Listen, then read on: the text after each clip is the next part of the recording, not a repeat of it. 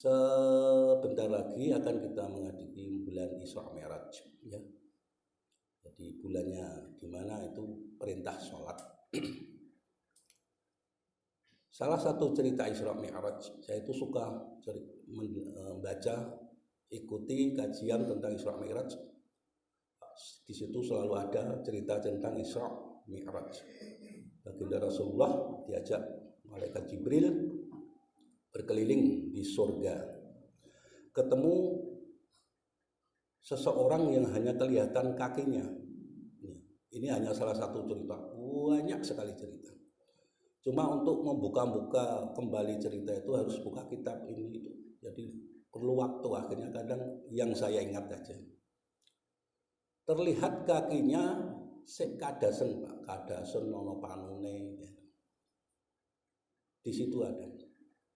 Masih terlihat di surga itu kakinya yang kadasen nono panune.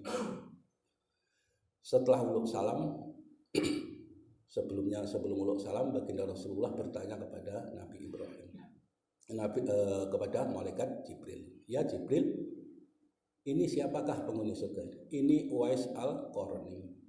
Uwais Al-Qarni ada, Mas, yang dari Yaman, pernah saya ceritakan. Ada Uwais Al-Zamani, ya, kapan-kapan kita cerita itu. Ada Uwais Al-Qarni, ya. Beliau masuk surga karena saking bektine kalih ibuke, sik digendong dugi Mekah saking Yaman, dan pernah ingin bertemu dengan baginda Rasulullah, tapi hanya diberi waktu 1 bulan, kalau tidak ketemu harus pulang.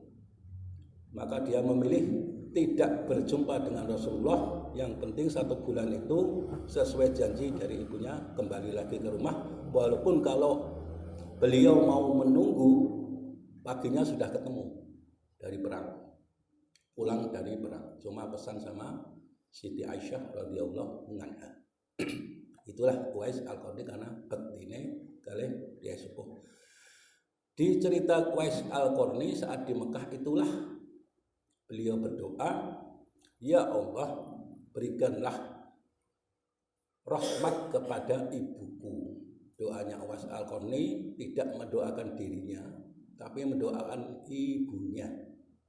Ibunya bertanya, Uwais Al-Qarni, anakku, kenapa kau mendoakan aku tapi tidak berdoa untukmu? Nah, cukup ridho ibu yang bisa membuatku bahagia dunia akhirat. Inilah wasilah. Jadi apa hubungannya dengan ini? Jadi kalau ada kata-kata dari ibunya seperti itu, maka kita akan beri ke wasilah. Lantaran ibune memberi ridho, itulah ridho Allah turun. Jadi apapun yang kita kerjakan ini tetaplah mempengaruhi. Satu, sholat. Di Isra Mi'raj itu sholatnya Uwais Al-Qarni tertib, Uwais Al-Yamani juga tertib. Semua sahabat yang masuk surga semua sholatnya tertib, ya, sesuai aturan baginda Rasulullah, sesuai aturan syariat Islam, jamaah tepat waktu dan sebagainya. Jadi tertib. Maka itulah tonggak pondasi kita. Tapi setelah sholat yang bagus, maka ada perbuatan-perbuatan lainnya yang melengkapi sehingga sholat itu dinilai baik, maka perbuatannya akan baik. Maka sholat itu monggo sareng dievaluasi. Alon-alon mau dinikmati, dari wudunya, takbirnya dinikmati, perkata, pergerakan dirasakan, punggung kita saat rukuk, saat sujud dirasakan kepala kita, enak. Dinikmati alon-alon. Niku kepenak. Tengah tinggi tentrem kita, ayam tentrem. Salah satu contoh wasilah karena sholatnya juga bagus, ada satu cerita kula mengko sebab niki namung kultum. Kiai Mubarak saking nglering Gunung Merapi. Niki ceritane saking Jawa Genti. Niki tentang wasilah. Kiai Mubarak niku nyantri teng daerah pinggiran Blitar perbatasan. Karena dia goblok miturut para kiai, maka dijadikan pekatik kan golek suket kagem jaran sapi teng pondok iku.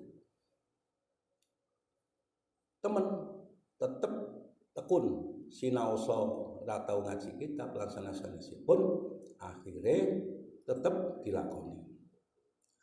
Mubarak kecil akhirnya suatu saat dipanggil oleh kiai ini. Mubarak merono ning Blitar sing kira-kira nek mlaku 3 dina tekan kene. Anakku ning kono ngaji ning kono. Paranono gawanen jarane iki. Jarane pun digawa. Kuda itu dibawa. Karena kata kiai suruh membawa kuda, jadi Mubarak kecil ini tidak naik kuda. Kiainya bilang, gawane jarane iki lunga mara ning anakku Gus iki teng pondok Blitar sebelah perbatasan sebelah kok kira-kira 3 hari perjalanan jalan kaki. Maksudnya kiai niku nggih jaran pakai kuda supaya lebih cepat, tapi Mubarak kecil tidak naik kuda tapi dituntun. Kira saking jujure Pak. Saking jujure Mubarak kecil dituntun. Akhirnya sampai di sana ketemu Gus putra dari kiai tersebut. Diberikanlah surat itu dari bapaknya. Saya diutus kiai untuk menyerahkan surat ini pada Gus jenengan. Niki suratipun nggih tak tampa oleh dibaca. Ternyata inilah calon kiai. Kemudian setelah selesai kembalilah kamu ke pondokmu dan naiklah kuda ini. Si Gus bilang naiklah kuda ini sebab Gus tadi tahu kamu dari tempat bapak ke sini kok 3 hari, kenapa tidak dinaiki kudanya? Kata kiai, kata bapak saya disuruh membawa kuda bukan naik kuda, jadi saya tidak naik kuda. Mila kula ora numpak kudanipun, jaranipun kula tuntun. Saking jujur. Akhirnya ya wis saiki kowe numpak kuda iki, numpak jare iki baliya ning kiai simbah iki. Kundur saking kiyaine langsung memberi wasilah. Dalam biasanya kiai itu ada ilham. Inilah calon menantu saya. Kejujurannya sudah diakui dan aku ridho ngelmuku tumurun marang dheweke. Itulah wasilah. Semua ilmu kiai itu turun ke sana karena kejujurannya. Boleh percaya, boleh tidak, tapi kisah seperti ini banyak terjadi. Seperti Hadr Syekh Hasyim Asy'ari saat mondok di Kyai Khalil Bangkalan. Suatu ketika Kyai Khalil Bangkalan malam-malam hujan saat ngaji kitab, ada orang tua tunuk-tunuk ajeng nderek ngaji. Dari sebelah sana ada orang tua tunuk-tunuk, hujan gerimis arep ngaji. Mbah Khalil Bangkalan bilang, siapa yang mau menggendong orang tua tersebut?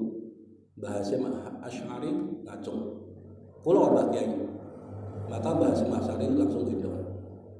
Setelah ngaji kitab selesai, siapa yang mau menggendong orang tua ini pulang ke rumah? Saya Mbah Kyai, Mbah Hasyim Asy'ari. Setelah selesai mantuk, sehari kemudian Mbah Khalil Bangkalan mengatakan, orang tua tersebut adalah bukan orang tua biasa.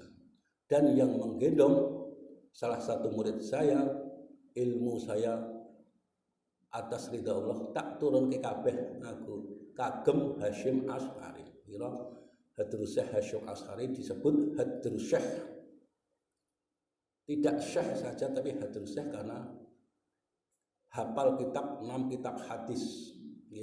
Ada Bukhari, Muslim, Abi Dawud, Tirmizi